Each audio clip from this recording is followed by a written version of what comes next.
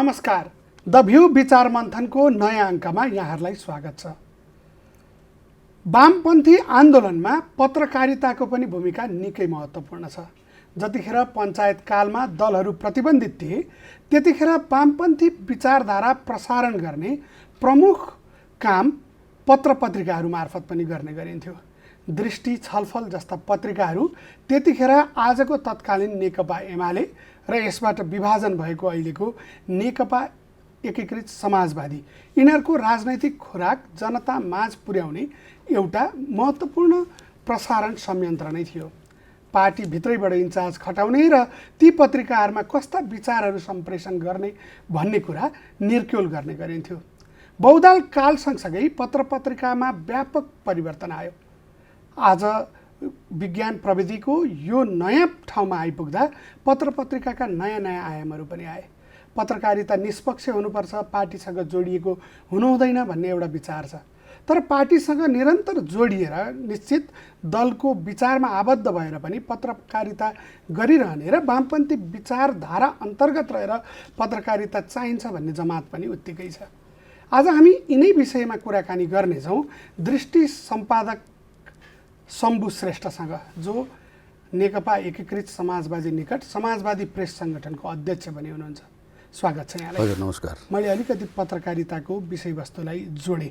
यहाँले लामो समय नेकपा एमालेको गठनदेखि लिएर आजको विभाजनसम्मको एउटा चाहिँ नजिकबाट निहाल्ने एउटा पात्र हुनुहुन्छ, आफै वक्ता पनि हुनुहुन्छ। त्यहाँभित्र करिब 25 वर्ष आजका नेकपा एमालेका अध्यक्ष केपी शर्मा ओलीसँग निकट रहेर काम पनि गर्नुभयो। आज 46 सालभन्दा अगाडिदेखि यो 78सम्म र यो विभाजनसम्म आइपुग्दा संसद विघटन लगायतका यी सबै प्रक्रियाहरू यहाँले नजिकबाट निहालिरहनु भएको छ। खास नेकपा एमालेको यो सङ्कट के हो? दृष्टि साप्ताहिक, जो अहिले त्यसको सम्पादक म छु, दृष्टि साप्ताहिक 44 सालमा पार्टीको मुखपत्र थियो। पार्टी प्रतिबन्ध थियो। पार्टीका सबै सूचना र विचारहरू दृष्टि मार्फत सम्प्रेषण हुन्थ्यो। त्यसमाथि पनि नेकपा माले भनिसकेपछि त्यति बेलाको पञ्चायती शासकहरूको ठुलो चाहिँ एउटा चाहिँ तारोमा दृष्टि साप्ताहिक परेको थियो र त्यो क्रममा दृष्टि साप्ताहिक धेरै पटक सेन्सरसिपमा पर्यो। यसका सम्पादकहरू जेल गए, हामीले धेरै दुःख पायौँ हैन। त्यो कुरो आफ्नो ठाउँमा छँदैछ। त्योभन्दा पनि महत्त्वपूर्ण कुरो के हो त भन्दाखेरि 44 सालमा नेकपा मालेको चाहिँ नि 4औं महाधिवेशनले चाहिँ जब मदन भण्डारीलाई महासचिव निर्वाचित गर्यो, त्यसपछि चाहिँ तपाईँको चाहिँ नि त्यसपछि चाहिँ संयुक्त जनआन्दोलन गर्नुपर्छ र पञ्चायत विरुद्ध अब काङ्ग्रेससँग पनि एकता गरेर लड्नुपर्छ भनेर पार्टीको जुन एउटा चाहिँ नीति निर्णय तय भयो त्यसलाई हामीले फलो गर्नुपर्ने थियो। र 44 सालदेखि म मालेको भूमिगत मुखपत्रसँग गाँसिएँ। त्यति बेला म त्यसको प्रकाशक थिएँ, सम्पादक रघुपन्त हुनुहुन्थ्यो। त्यो पत्रिकामा देखावटी रूपमा प्रकाशक म थिएँ, रघुपन्त सम्पादक हुनुहुन्थ्यो। तर सम्पूर्ण चाहिँ नीति विचार तपाईँको चाहिँ पार्टीलाई हामीले अनुसरण गर्नुपर्ने हुन्थ्यो। र त्यति बेला मलाई लाग्छ राधाकृष्ण मैनाली सायद इन्चार्ज हुनुहुन्थ्यो प्रेसको, र उहाँ मार्फत नै सम्पादकीय के लेख्ने, मुख्य न्युज के लेख्ने, कसको अन्तर्वार्ता लिने, कसको चाहिँ लेख छाप्ने भन्ने कुराहरू पार्टीले तय गर्थे। बाँकी समाचारहरू त हामी खोजेर जोड्थ्यौँ र देशभरिका पार्टी सङ्गठनहरूले पनि हामीलाई समाचारहरू पठाउँथे। त्यति बेला अब पत्रकारहरू पनि त्यति धेरै थिएनन्। त्यसमाथि पनि जोखिम मोलेर पञ्चायती व्यवस्थाको विरुद्ध कलम उठाउनुलाई कोही हट्टपट्ट तयार हुने अवस्था थिएन। अनि त्यो क्रमसँग जोडिँदै 2046 सालको जनआन्दोलन सफल भयो। र म तपाईँलाई के भन्न चाहन्छु भन्दाखेरि पत्रकारिताप्रति त्यति बेलाका नेताहरू यति गम्भीर थिए। स्वयं तपाईँको मोदनाथ प्रसिद्धको आफ्नो स्तम्भ थियो। हरेक हप्ता मैले दृष्टिको लागि लेख्नुपर्छ लेख्नुहुन्थ्यो। यस्ता धेरै साथीहरू हुनुहुन्थ्यो जसको चाहिँ तपाईँको चाहिँ नि लेखहरू पनि क्युमा हुन्थ्यो। आज झलनाथ खनालको छापियो भने खै मेरो किन छापिएन त भोलि भने अर्को साथी कराउनुहुन्थ्यो, अर्को सिपी मैनाली कराउनुहुन्थ्यो, अर्को कराउनुहुन्थ्यो। किन सञ्चार माध्यम धेरै थिएन त्यति बेला। अहिले जस्तो न दैनिक पत्रिका थियो, न टेलिभिजन थियो, न के थियो। त सिर्फ के थियो त भन्दाखेरि तपाईँको के सीमित पत्रिकाहरू थिए, जसमध्ये पार्टीको अघोषित मुखपत्र दृष्टि भएको हुनाले त्यसमा चाहिँ नि विशेष चाहिँ नि ख्याल चाहिँ नि मदन भण्डारी राख्नुहुन्थ्यो, जो भूमिगत हुनुहुन्थ्यो। र आफ्टर पञ्चायत गइसकेपछि 48 सालमा मदन भण्डारी प्रत्यक्ष रूपमा दृष्टिसँग जोडिनु भयो। पार्टी कार्यालय बागबजारमा थियो र बागबजारमा दृष्टिको कार्यालय थियो। र कतिसम्म भन्दाखेरि कतिपय बेलामा उहाँ दृष्टिको सम्पादक त्यति बेला कमल कोइराला हुनुहुन्थ्यो। कमल कोइरालाको रूपमा आएर ढोकामा चुकुर लाएर ल अब मलाई डिस्टर्ब नगर्नुहोस्, म एउटा आर्टिकल दृष्टिको लागि लेख्छु भनेर लेख्नुहुन्थ्यो आर्टिकल होइन। अनि त्यो आर्टिकल लेखिसकेपछि प्रुफ देखाउन उहाँलाई लानु पर्थ्यो उहाँको घरमा। प्रुफ हेरेर फेरि फर्काएर ल्याइसकेपछि चाहिँ नि बुधबार निस्किन्छ त्यति बेला दृष्टि, मङ्गलबार चाहिँ साँझ सबै मेन न्युज के छ, सम्पादकीय के लेखेको, कसको आर्टिकल, कसको अन्तर्वार्ता के भनेको छ भन्ने कुरा उहाँले टोटल्ली उहाँको नजरमा हुन्थ्यो। ल ठिक छ, उसो भए तपाईँहरू पत्रिका राम्रो छ, तपाईँहरू धन्यवाद, राति पनि भइसक्यो, अब सुत्नु होला राम्रोसँग भनेर भन्नुहुन्थ्यो। यसरी एउटा दृष्टि र पार्टी जोडिएर यहाँसम्म आइपुग्यो। त्यति नजिक रहेर दृष्टिबाट काम गर्नुभयो, पार्टीको विचार लगायतका सिद्धान्त र विचारहरू चाहिँ प्रसारण गर्नमा सहयोग पुर्याउनु भयो। आज त्यो हिसाबले सुरु गरेको आन्दोलन जहाँ पत्रकारहरू लागे, विद्यार्थी लागे, किसान मजदुर सबै लागे, त्यसको प्रमुख नेता त्यो करिब 2/3 ठाउँमा पुग्दाखेरि लोकतन्त्रमाथि नै प्रश्न उठ्ने गरी संसदमाथि प्रहार भयो, एक होइन दुई पटक। सर्वोच्च अदालतले संसद विघटनलाई चाहिँ असंवैधानिक भन्यो, अनैतिक समेत भन्यो र त्यस पछाडिका घटनाक्रममा आज पार्टी विभाजन भयो। यो सङ्कटलाई कसरी हेर्दै हुनुहुन्छ? मदन भण्डारीकै जोड्न चाहन्छु। यदि मदन भण्डारी आज बाँच्नु भएको भए केपी ओली जस्तो प्रधानमन्त्रीलाई उहाँले कम्युनिस्ट पार्टीको नेकपा एमालेको साधारण सदस्यबाट निकाल्नुहुन्थ्यो। किन भन्दाखेरि मदन भण्डारी विधि र पद्धतिसँग उहाँले कहिले पनि कम्प्रोमाइज गर्नुहुन्थेन। उहाँले सिपी मैनालीलाई पनि मिलाएर लानुभयो, उहाँले मोहन चन्द्रलाई पनि मिलाएर लानुभयो, उहाँले झलनाथ खनाललाई पनि मिलाएर लानुभयो, उहाँले सबैलाई मिलाएर लाने उहाँमा एउटा क्षमता थियो। र खैर महाधिवेशनमा प्रतिस्पर्धा त भयो नै, 5औं महाधिवेशनमा त खुलै रूपमा बहस भयो, खुलै रूपमा छलफल भयो। त्यो महाधिवेशनको नेतृत्वमा उहाँ आइसकेपछि उहाँले जसरी सबैलाई मिलाएर लानुभयो त्यसरी मिलाएर लाने क्षमता केपी ओलीमा देखिएन। र मदन भण्डारीको त्यही क्षमताको कारणले मदन भण्डारीले उहाँ मालेको महासचिव हुनुहुन्थ्यो, उहाँले एमाले भनेर जोड्नुभयो। मनमोहन अधिकारीलाई उहाँले लिएर आउनुभयो। त्यसपछि एमाले भनेको मदन भण्डारीले मनमोहन अधिकारीलाई जोडिसकेपछि को पार्टीको नाम हो नेकपा एमाले। मदनले जोडे, ओलीले फोडे भन्ने मैले आर्टिकल लेखेँ। तर ओलीले मदनले भन्दा पनि महान काम के गर्नुभएको थियो भन्दाखेरि उहाँले पुष्पलालले स्थापना गरेको नेपाल कम्युनिस्ट पार्टी नेकपा माओवादीलाई ल्याएर उहाँले नेकपा बनाउनु भयो। तुलनात्मक हिसाब किताब गर्दाखेरि मदनले भन्दा पनि उहाँले जुन गर्नुभयो यो ऐतिहासिक काम थियो, जुन कामलाई चाहिँ तपाईँको जनताले पनि 2/3 बहुमत दिए। 15 सालमा काङ्ग्रेसले 2/3 ल्यायो, राजा महेन्द्रले पुस 1 गते कु गरे। जनताले 74 सालको निर्वाचनमा दुईटा पार्टी मिल्यो भनेर 2/3 दिए, पुस 1 गते कु गर्ने हिसाब किताब थियो, तर त्यो पुस 5 मा सर्यो। तर यो त अचम्म भयो नि, यहाँले अघि जोड्नुभयो कि प्रजातन्त्र स्थापना भएपछि बिपी कोइराला प्रधानमन्त्री हुँदा राजाले कु गरे। आज के यो त प्रधानमन्त्री स्वयंले यो विघटन गर्नुभयो, यसलाई कु भन्न मिल्छ र? होइन, अब 2/3 आफ्नो सरकार, 2/3 आफूसँग छ। पटक पटक राजाले प्रजातन्त्रमाथि चाहिँ हमला गर्यो भनेर हामीले गणतन्त्र ल्याएका होइनौँ र? हो नि। भनेपछि 2/3 प्रधानमन्त्री छन् र त्यही पार्टीको चाहिँ राष्ट्रपति छन्। प्रधानमन्त्रीले सिफारिस गर्ने, राष्ट्रपतिले अनुमोदन गर्दाखेरि के भयो भन्दाखेरि यो संवैधानिक काम लाग्दैन, यो गणतन्त्रै काम रहन्छ भन्ने तहसम्म जनताले निष्कर्ष निकाले। कम्तीमा राजतन्त्र भइदिएको भए मान्छे सोच्थ्यो कि अलिकता यति साह्रो चाहिँ नाङ्गिन त हुँदैन थियो कि। तर आफ्नै साथीहरूले घेराबन्दीमा पारे, काम गर्न दिएनन्, त्यो भएर यो संसद चाहिँ विघटन गर्नु पर्थ्यो भन्ने उहाँको पटक पटक स्पष्टीकरण आयो नि। अब उहाँले भन्ने कुरा अब एउटा कुरा रह्यो, अब उहाँलाई कसले काम गर्न दिएन होइन, काम गर्न नदिएकै कारणले चाहिँ संसद विघटन गर्नु कतिसम्मको चाहिँ नि जायज काम थियो। काम गर्न नदिनुहरू त अनुशासन कारवाही गर्न सक्नु पर्थ्यो नि उहाँले, अथवा चित्त नबुझेको साथीहरूले मिलाएर लान सक्नुहुन्थ्यो नि उहाँले। पार्टीभित्र त उहाँ अध्यक्ष हो, अर्को अध्यक्ष प्रचण्ड हुनुहुन्थ्यो नि। समस्या आइपऱ्यो भने त तपाईँको चाहिँ 2टा अध्यक्षले समाधान गर्न सक्ने ऊ थियो, त्यो भएन। सचिवालय थियो, सचिवालय स्थायी कमिटी थियो, स्थायी कमिटीले धेरै सुझावहरू दिएकै थियो नि त्यति बेला। तर उहाँले त्यो कुराहरूलाई मान्नु भएन। र के त भन्दाखेरि कुनै पनि घटनाको पछाडि कारण हुन्छ। के छ त यसको खास कारण लाग्दैन?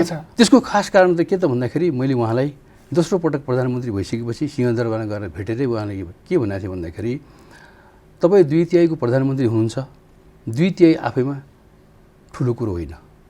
यो उपलब्धिलाई तपाईँले जोगाएर लान सक्नुभयो भने मात्रै 2/3ले चाहिँ मुलुकमा आर्थिक समृद्धि, समाजवाद उन्मुख चाहिँ तपाईँको चाहिँ कार्यक्रमहरूलाई लागू गर्ने एउटा अवसर हुनेछ। अन्यथा यो 2/3 बिचैमा पनि तुइन सक्छ है। त्यस कारणले बाहिरबाट कसैले यो पार्टीलाई तपाईँको चाहिँ ढाल्न सक्दैन बाहिरबाट कसैले, किन भन्दाखेरि काङ्ग्रेससँग पनि अङ्कगणित मिल्दैन, अरूसँग पनि मिल्दैन। अब तपाईँले आफू पार्टीभित्र तपाईँले चाहिँ ब्यालेन्स गर्न सक्नु भएन भने यो 2/3 बिचमै तुइन सक्छ है।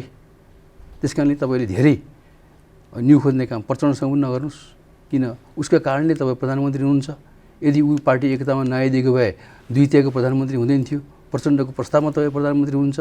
अर्को माधव नेपाल त यो पार्टी बनाएकै मान्छे हो। चाहे माओवादीको चाहिँ जनयुद्धको कालमा त्यत्रा मान्छेहरू मारिए, त्यत्रा कार्यकर्ताहरू मारिए, त्यस्तो बेलामा उहाँले पार्टी जोगाउनु भयो।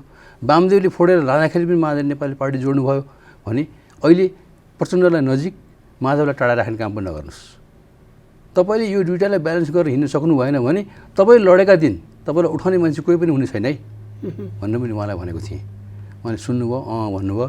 त्यसपछि अब धेरै कुरो सुन्ने त प्रधानमन्त्री भइसकेपछि फुर्सद पनि हुन्न र मैले आफ्नो तपाईँले भन्न खोज्नु भएको चाहिँ के प्रचण्ड र माधव नेपाललाई ब्यालेन्स नगर्नुका कारणले संसद विघटन गर्ने परिस्थिति आयो भन्न खोज्नु भएको हो?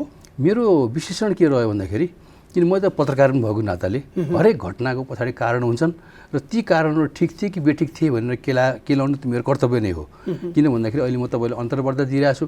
मैले अन्तर्वार्तामा सत्य कुराहरू बोल्नुपर्छ। किन भन्दाखेरि यो मैले दिएको अन्तर्वार्ता देशभरिका चाहिँ लाखौँ कार्यकर्ताहरूले होइन हेरिरहेको हुनसक्छ, सुनिरहेको हुनसक्छ। यसको भ्यालिडिटी पनि चाहिन्छ, तपाईँले भनेको सुनिरहेको हुनसक्छ र धेरै साथीहरूलाई चाहिँ तपाईँको भ्रम पनि होला कि चाहिँ कि ओलीले जे भन्यो त्यही कुरा ठिक हो, माधवले जे भन्यो त्यही कुरा ठिक हो, प्रचण्डले जे भन्यो त्यही कुरा ठिक हो भन्ने कुरो त मिडियामा त सबै नेताहरू आइरहेका छन् होइन। तर ठिक के हो बेठिक के हो भन्ने कुरो त आइरहेको छैन नि।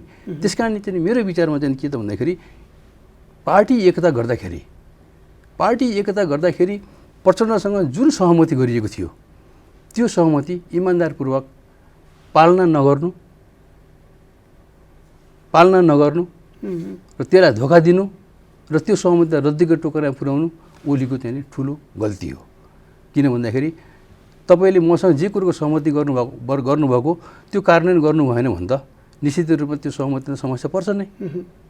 तर विषयवस्तु चाहिँ संसद विघटनसम्म जाने एउटा नेकपा एमाले संवैधानिक सर्वोच्चता, त्यसपछि संसदीय सर्वोच्चताको जुन आफूलाई चाहिँ च्याम्पियन बनाएर त्यसप्रति अडिग रहने प्रतिबद्धता जाहेर गरेको थियो मदन भण्डारीको नेतृत्वमा, त्यसकै खिलाफमा जाने परिस्थिति चाहिँ किन आयो त भन्ने कुराको अझै जवाफ आएन। पार्टी भनेको कुनै नेता भन्दा माथि हुन्न, सबै पार्टीकै अन्तर्गत नै हुन्छन्। पार्टीको आफ्नो विधि, आफ्नो विधान, आफ्नो नीति, आफ्नो विचार हुन्छ।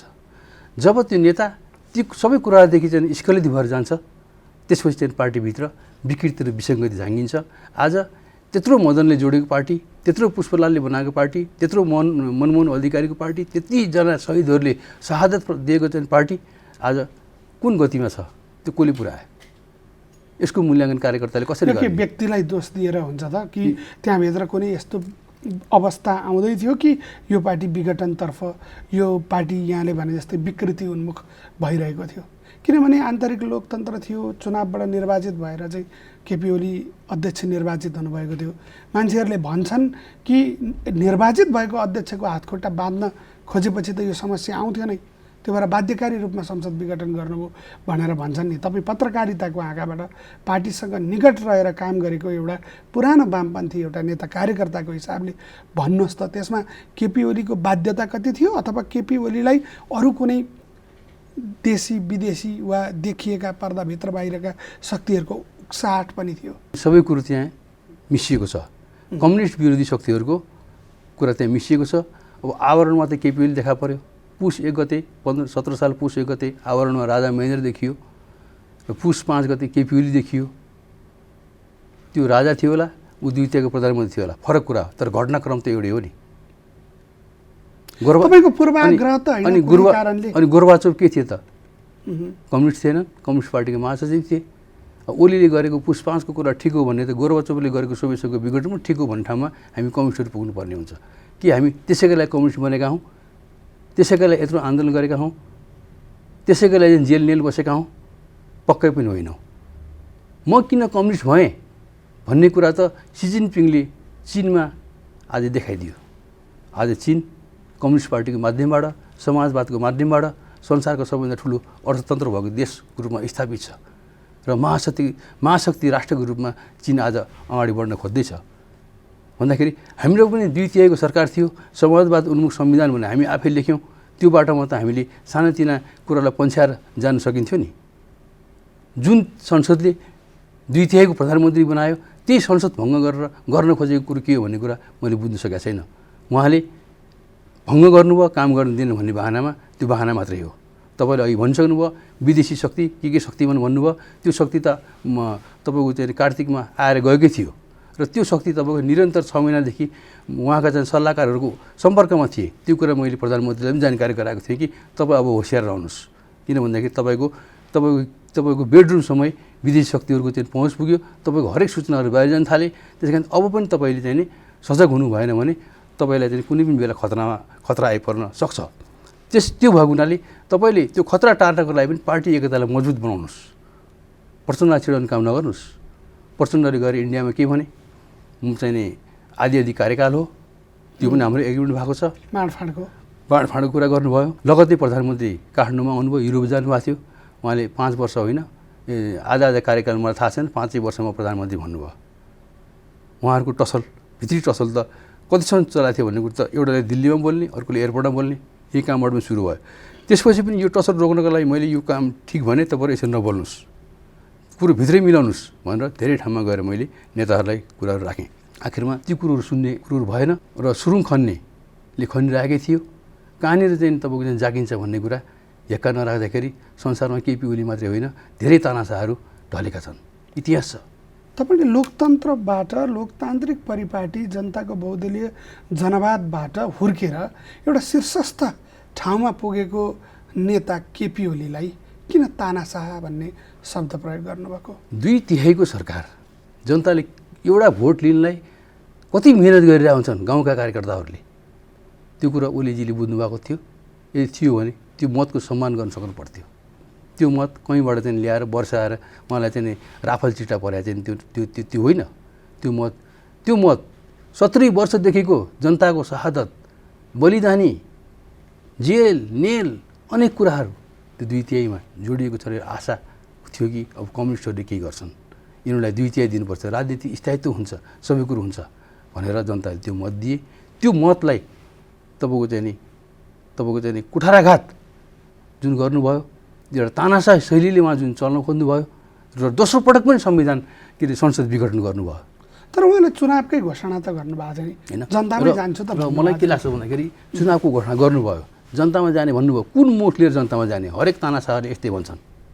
अपराध गरिसकेपछि जनतामा जान्छु अनि जनताले तैँले अपराध गरिस् राम्रो गरिस् भने जनताले भन्छन् कहीँ पनि भन्दैनन् जनताले त त्यस्ता तानाशाहलाई दण्ड र सजाय दिन्छन् इतिहास साक्षी छ त्यस कारणले कुरा के थियो त भन्दाखेरि मेरो विश्लेषण के थियो भन्दाखेरि पुस 5 गते उहाँले संसद विघटन गर्नुभयो गएको वैशाखको 17 र 27 गते चुनाव तोक्नुभयो त्यति बेला कोभिड थियो त्यो चुनाव हुने सम्भावना थिएन त्यसमाथि संसद विघटनका विरुद्ध जनता तपाईँको हरेक प्रमुख पार्टीहरू चाहिँ सडक आन्दोलनमा थिए त्यसपछि हुन्थ्यो के त्यसपछि 6 महिनामा चुनाव हुन नसकेपछि संविधान त उहाँ स्वतः बाहिरिनुहुन्थ्यो र ज्ञानेन्द्रको स्थिति उहाँ पुग्नुहुन्थ्यो ज्ञानेन्द्रको पनि चुनाव बहिष्कार भएको हुन् सडकमा चाहिँ तपाईँको एउटा पार्टी प्रमुख पार्टीहरू चाहिँ प्रतिगमन विरुद्ध संसद पुनर्स्थापनालाई लडिराख्ने अनि त्यही चाहिँ तपाईँको चाहिँ प्रतिगमनकारी सरकारले गराएको चुनावमा भाग लिने हो भने त कुनै अर्थ हुँदैन थियो भन्दाखेरि अनि त्यसपछि उहाँको बहिर्गमन भइसक्यो के हुन्थ्यो उहाँले त्यो कुरा सोच्नु भएको छ मलाई लाग्छ सोच्नु भएको होला सल्लाह भएरै उहाँले पुस 5 निम्ताउनु भयो र अर्को पटक पनि उहाँले त्यसै गर्न खोज्नुभयो र मेरो विचारमा के छ भन्दाखेरि उहाँले मेरो आफ्नो एनालिसिसमा संसद विघटन गरिसकेपछि 6 महिनामा चुनाव नहुने 6 महिना चुनाव नभइसकेपछि नागरिक सरकार भनेर अर्को एउटा चाहिँ खडा गर्ने अनि अर्को चाहिँ एउटा चाहिँ सरकार खडा गरिसकेपछि चाहिँ चुनावको तिथि तोक्ने तर त्यो चुनावको तिथिभित्र तपाईँको चाहिँ चुनाव गराउने कार्यक्रमहरू ल्याउने कि संविधान संशोधन गर्ने आज संविधान दिवस हो संविधान संशोधन गर्ने र 72 सालको संविधान जसलाई मन परेको छैन उसको इच्छामा तपाईँको चाहिँ नि सङ्घीय लोकतान्त्रिक गणतन्त्र के छ ध्वस्त पार्नुपर्ने कुराहरू त्यो ध्वस्त पार्ने अनि त्यो ध्वस्त पारिसकेपछि चाहिँ तपाईँको मुलुकलाई भड्खालामा लाने हिसाब किताबले पुस 5 को चाहिँ कदम चालिएको भन्ने कुरामा मेरो आफ्नो व्याख्या र विश्लेषण छ भनेपछि तपाईँको विश्लेषणमा पुस 5बाट सुरु गरिएको विघटनको संसद विघटनको श्रृङ्खला असोज दिन आज हामी संविधान दिवसको दिन कुरा गर्दैछौँ कि यो संविधानलाई समेत समाप्त पार्ने योजनामा थियो भन्ने तपाईँको थियो आकलन हो थियो के छन् यसका पछाडिका तथ्याङ्कहरू तथ्यहरू जे कुराले तपाईँलाई यो निष्कर्ष नजिक पुर्यायो के कारणले तपाईँ यो भन्दै हुनुहुन्छ अनि यो त घटनाक्रमलाई एनालिसिस गर्ने हामीले जुन उद्देश्यका लागि पुस 5 गते घटाइयो होइन त्यसले के बिग्र ल्यायो त ठुलो द्वितीयको कम्युनिस्ट पार्टी थियो फुट्यो जनतामा लोकप्रिय स्थापित नेकपा एमाले थियो फुट्यो होइन यसले के मुलुकलाई राम्रो गर्यो जनतालाई राम्रो गर्यो पक्कै पनि गरेको छैन र जे उद्देश्यले पुस 5 गरिएको थियो त्यो उद्देश्य परिपूर्तिको लागि केपी ओली अझै कुद्दै हुनुहुन्छ यो संविधान जस्तो पार्नको लागि उहाँ कुद्दै हुनुहुन्छ अझै पनि तपाईँ कुनै निष्ठा देख्नुहुन्न देख्दिन यो फकत आरोप वा पूर्वाग्रह मात्रै त होइन अझै घटनाक्रमहरूले पुष्टि गर्दै जानेछन् घटनाक्रमले जस्तै पुष्टि गर्दै जानेछन् किन भन्दाखेरि 12 बुँदे सहमति गर्दाखेरि इन्डियामा जुन खालको एउटा संस्थापन पक्ष थियो र अहिले संस्थापन पछि फेरिएको अवस्था छ र मोदी स्वयं नेपालमा आएर भनेका थिए कि ऋषि मुनिले संविधान बनाउनु र एस जयशङ्कर अहिले विदेश मन्त्री हुनुहुन्छ उहाँ आएर कम्तीमा पनि यो धर्मनिरपेक्षको ठाउँमा धार्मिक स्वतन्त्रता लेखिदिनुहोस् भनेर सबभन्दा पहिला एयरपोर्टबाट केपी ओलीलाई नै गएर भने हुन् केपी ओलीले के जवाफ दिनुभयो अब संविधानको मिति घोषणा भइसक्यो मैले त सक्दिनँ अब सुशील कोइरालाजी प्रधानमन्त्री हुन्छ उहाँले सक्नुहुन्छ भने त्यहीँ गएर रिक्वेस्ट गर्नुहोस् भन्ने खालका संवाद त भएकै हुन् र केपी ओलीको चाहिँ नि पहिलो इन्डिया भ्रमणमा म पनि गएको थिएँ र दुई पक्ष बिचमा चाहिँ नि विज्ञप्ति जारी गर्ने कुरो थियो र केपी ओलीजीले के अडान लिनुभयो भन्दाखेरि त्यो विज्ञप्तिको 1 नम्बर बुँदामा यो संविधानलाई स्वागत गर्छु भने तपाईँ नलेखेसम्म मैले सही गर्दिनँ त्यसपछि उहाँको पहिलो इन्डिया भ्रमणमा संयुक्त विज्ञप्ति निस्किएन यसबाट पनि धेरै आकलन गर्न सक्छौँ भन्दाखेरि तर त्यति बेला त उहाँले लिएको अडान त संविधानको पक्षमा जस्तो देखियो त होइन तपाईँले किन यो यु टर्नको तपाईँको आरोप हो कि तपाईँ केपी ओली त्यही बाटोमा हिँडेको देख्नुहुन्छ त्यति बेला उहाँले त्यत्रो चाहिँ तपाईँको चाहिँ अडान राखेको मान्छे यो संविधानलाई बलियो बनाउने काम त तपाईँको सबै पार्टीलाई मिलाएर लान सकेको हुन्थ्यो नि आफ्नै पार्टीलाई बलियो बनाउन सकेको भए हुन्थ्यो नि आफ्नै पार्टी फोड्ने आफूलाई चाहिँ प्रधानमन्त्री बनाउने पार्टीसँग चाहिँ विवाद गर्ने अहिले पनि के बिग्रेको छ र 121 पूर्व समाजवादी र एमाले मिलेर हुन्छ होइन 53 माओवादी मिलाएर हुन्छ 174 मत त कम्युनिस्टको छँदैछ नि अब तपाईँको मलाई यो भनिदिनुहोस् समाजवादी गएर काङ्ग्रेससँग मिल्न सक्ने ओली र चाहिँ समाजवादी मिल्न नसक्ने यो त सुन्दाखेरि पनि अचम्म लाग्ने कुरो रह्यो ओली र काङ्ग्रेस मिल्न सक्ने ओली र चाहिँ माधव नेपाल मिल्न तर यो सबै कुराको दोष चाहिँ केपी ओलीलाई मात्रै यहाँले दिइरहँदा केही मान्छेहरूले के पनि भन्छन् भन्दाखेरि हिजो केपी ओलीसँग मैले अघि पनि भने कि करिब 25 वर्ष अत्यन्त निकट रहेर यहाँले काम गर्नुभयो आज केपी ओली सरकारमा हुँदा सत्तामा हुँदा मान्छेहरू भन्छन् नि कि यो कुरा भन्नु कतिको सान्दर्भिक हुन्छ मैले कुनै आरोप लगाएको त होइन तर प्रश्नहरू उठ्छ कि केही नियुक्तिमा केही अरू कुरामा केही लाभका पदहरूमा ठाउँ नपाएकाहरूले विरोध गर्दैछन् भन्ने एउटा भाष्य पनि प्रसार गरिँदैछ नि तपाईँ यसमा आफूलाई पार्नुहुन्छ कि यसको आलोचना गर्नुहुन्छ म यो आन्दोलनमा कम्युनिस्ट आन्दोलनमा बहुदलीय व्यवस्था आउँछ केपी ओली प्रधानमन्त्री हुन्छ मैले मन्त्री पाउँछु काठमाडौँमा ठुल्ठुला बङ्गला बनाउँछु करोडौँका चिल्ला गाडी चढ्छु अरबौँका ठेक्कापट्टा गर्छु भनेर म यो आन्दोलनमा आएको होइन म शहीद हुन तयार भएर यो आन्दोलनमा आएको यदि 46 सालको जनआन्दोलन सफल नभएको भए सायद यसरी हाम्रो भेटघाट पनि हुँदैन थियो होला त्यसरी मान्छेहरूले यो आन्दोलनको लागि समर्पण गरेका छन् त्यो हिसाब किताबले केपी ओली व्यक्तिको पछाडि समुचित लागेको होइन दृष्टि लागेको होइन विचारको पछाडि लागेको नीतिको पछाडि लागेको सञ्चार माध्यमले पत्रकारहरूले जहिले पनि विचार बोक्ने विकृति बोक्ने होइन विसङ्गति बोक्ने होइन अब अहिले के भइरहेछ एक थरीले विकृति र विसङ्गति बोकिरहेका छन् त्यही कुरो ठिक हो भनिरहेछ अर्कोले चाहिँ तपाईँको चाहिँ विकृति र विसङ्गतिका विरोधमा हिँडिरहेको छ यो विभाजनको प्रक्रिया यहाँले लामो व्याख्या गर्नुभयो कि यहाँ राष्ट्रिय अन्तर्राष्ट्रिय कुरा केपी ओली आफ्नै कतिपय कारणले गर्दाखेरि पनि संसद विघटन हुँदै नेकपा एमाले नै विभाजन भयो त्यत्रो बनेको नेकपा विभाजित भयो यसमा माधव नेपालले नयाँ पार्टी बनाएर जानु हुँदैन थियो, यहीँभित्र अन्तरसङ्घर्ष गर्नु पर्थ्यो। आखिर पार्टी त ओलीको मात्र होइन नि भन्ने कुरा पनि आएको छ नि, के टिप्पणी गर्नुहुन्छ यसलाई? अब यसमा मैले के देख्छु भन्दाखेरि कम्तीमा पनि सर्वोच्च अदालतले दुईटा पार्टीको एकतालाई भङ्ग गरिसकेपछि माधव नेपाललाई साथमा लिएर हिँड्न सक्नु पर्थ्यो केपी ओलीले। र माधव नेपालले पटक पटक के भन्नुभयो, माओवादी आफ्नो ठाउँमा गइसक्नुभयो, हामी पनि पुरानो ठाउँमा फर्क्यौँ, 74-75 Z2 फर्क्यौँ, हाम्रो विधान छ, हाम्रो विधि छ, हाम्रो पद्धति छ। तपाईँ मात्रै 9 महाधिवेशनबाट एक्लो अध्यक्ष भएर चुनेर आएको व्यक्ति होइन, त्यहाँ पदाधिकारीहरू पनि छन्। त्यस कारणले हामी पुरानो ठाउँमा फर्क्यौँ, केन्द्रीय कमिटीको मिटिङ बोलाउँ भनेर उहाँले विधि पद्धति सम्मत ढङ्गले उहाँले मेरिट होटलमा 2 पटक कुराकानी गर्नुभयो माधव नेपालले। केपीको जवाफ के थियो, त्यहाँ फर्कनै सकिन्न। कति सालको चाहिँ तपाईँले के अरे Z2 को कुरा गर्नुभएको छ, यो त 78 सालको जेठ हामी आइसक्यौँ भनेर उहाँले भन्नुभयो। भन्दाखेरि यदि विधान अन्तर्गत विधि अन्तर्गत चल्न खोजेको भए अहिले यो पार्टी दुई ठाउँमा हुनुपर्ने कुनै अवस्था थिएन। तर जो माधव नेपालले एकता गर्ने भनेर लाग्नुभयो, उहाँहरूले भन्दै हुनुहुन्छ कि 10 बुँदे जुन समझदारी भयो त्यो 10 बुँदेले त Z2 मा फर्कायो। Z2 मा गइसकेको छ, केही केही ठाउँमा समस्या छन्, त्यो कार्यदल बनाएर पुरा गरौँला, पार्टी फोड्नुपर्ने जरुरी छैन, छुट्टै अलग पार्टी बनाउन आवश्यक थिएन भनेर त 10 बुँदेका हस्ताक्षरकर्ता कार्यदलका मान्छेहरूले भन्नुभयो नि त। त्यो के थियो त भन्दाखेरि सुन्दाखेरि त धुन सुन्दाखेरि त मिठो लाग्छ, गीत सुन्दाखेरि अलिकति धुनसँग मिलेन कि भन्ने हुन्छ कि भनेको 10 बुँदे र 10 बुँदे भनेको इमान्दारीपूर्वक गरेको कुरै थिएन। 10 बुँदे भनेको पनि माधव नेपाललाई कसरी एक्लाउन सकिन्छ भनेर गरिएको एउटा नाटक थियो। आखिर त्यो नाटकको पटाक्षेप त भयो नि। कस्ता मान्छेलाई माधव नेपालले बोकेर हिँड्नु भएको रहेछ र कस्ताका लागि माधव नेपाल लड्नु भएको रहेछ। आखिर माधव नेपाल एक्लो पर्नुको कारण त यिनीहरू नै हुन् नि।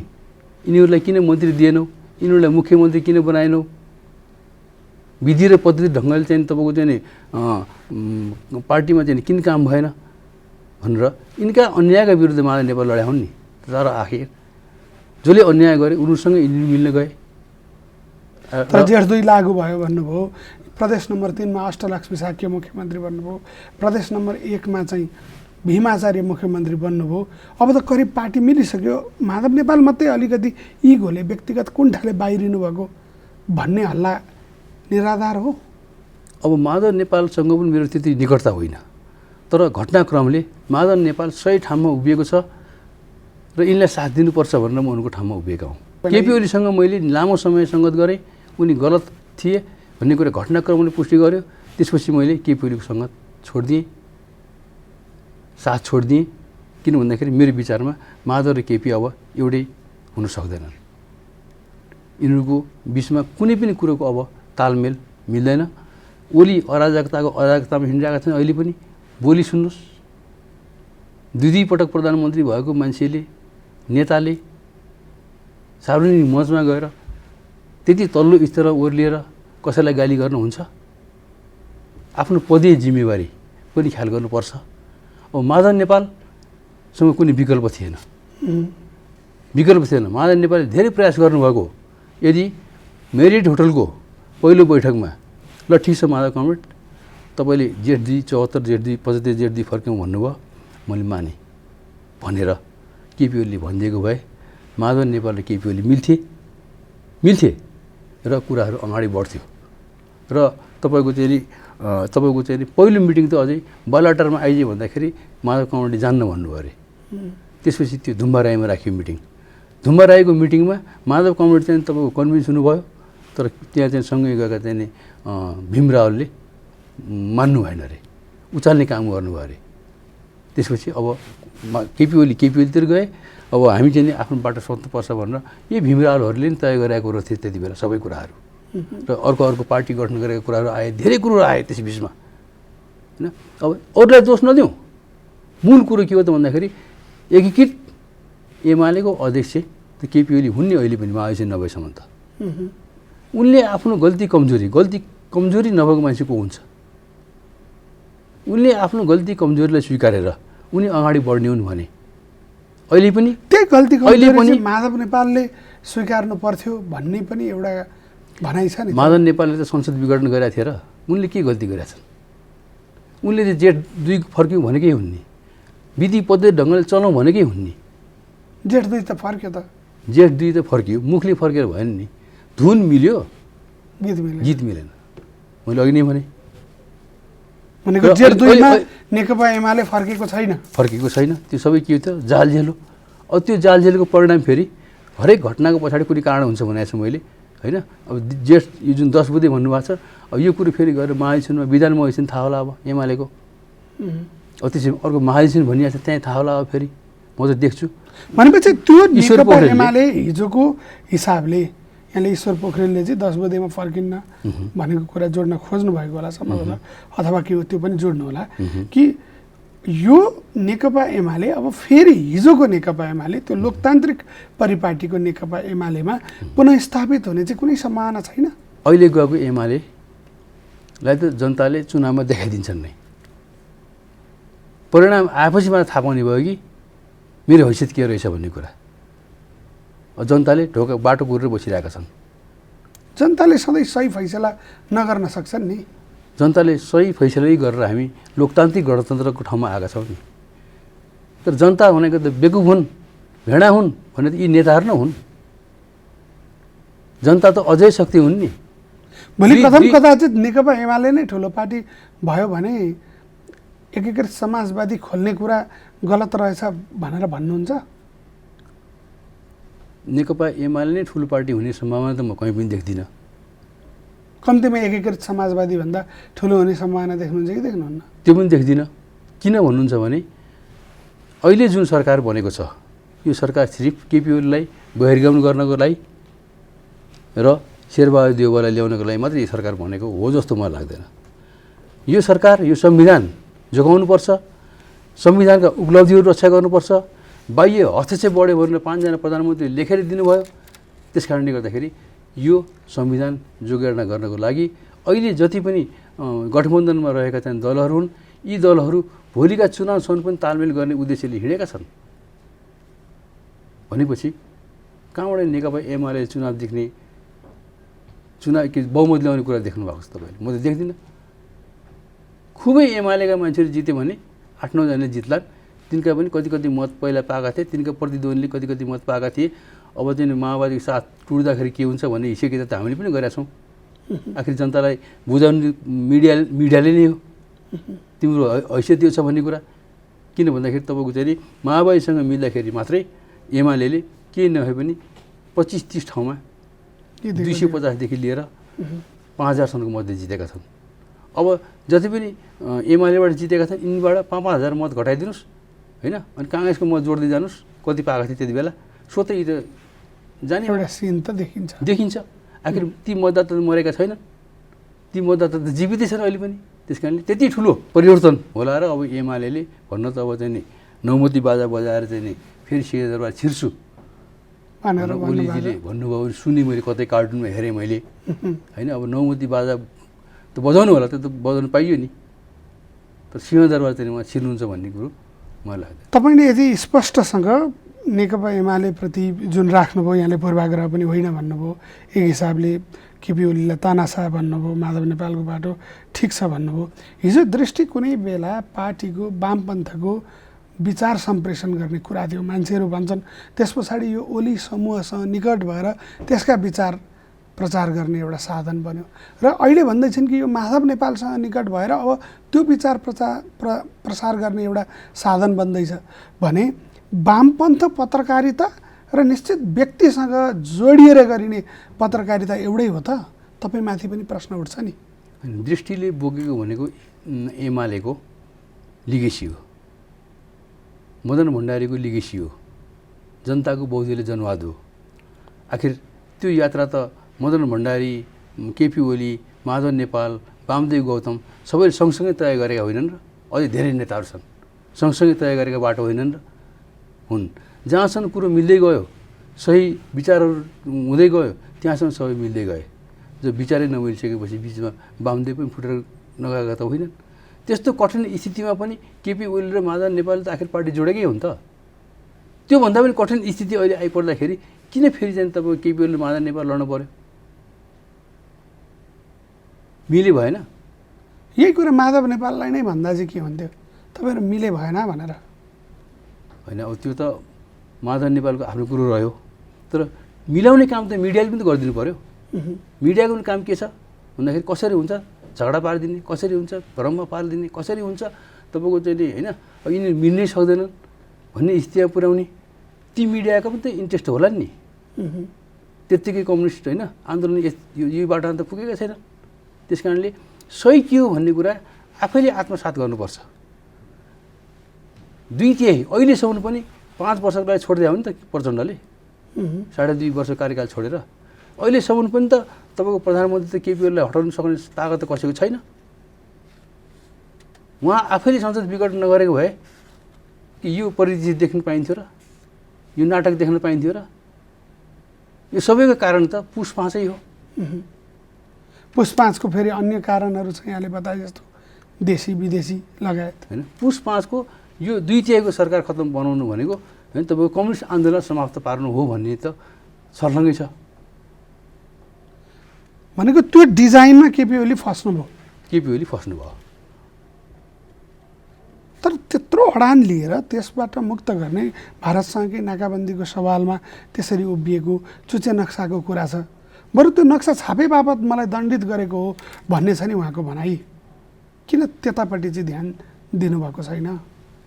अब के छ भन्दाखेरि चुच्चे नक्सा निकाल्नु भयो, वाहवाही कमाउनु भयो, पशुपतिमा सुनको जलहरी लाउनु भयो, आलोचना खेप्नु भयो, राम मन्दिर बनाउनु भयो, आलोचना खेप्नु भयो।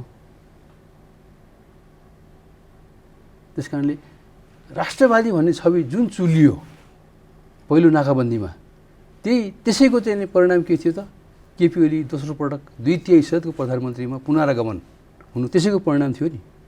तर त्यो परिणामलाई जोगाउन सकेर चुच्चे नक्साको जग्गा फिर्ता लिन सकेको भए त्यो एउटा ठुलो उपलब्धि हुने थियो। तर के त भन्दाखेरि त्यो एउटा बहाना देखाइयो, चुच्चे नक्सा एउटा बहाना देखाइयो, भित्र पीडा त त्यही थियो, अब मलाई टिक्न दिँदैन भन्ने पीडा।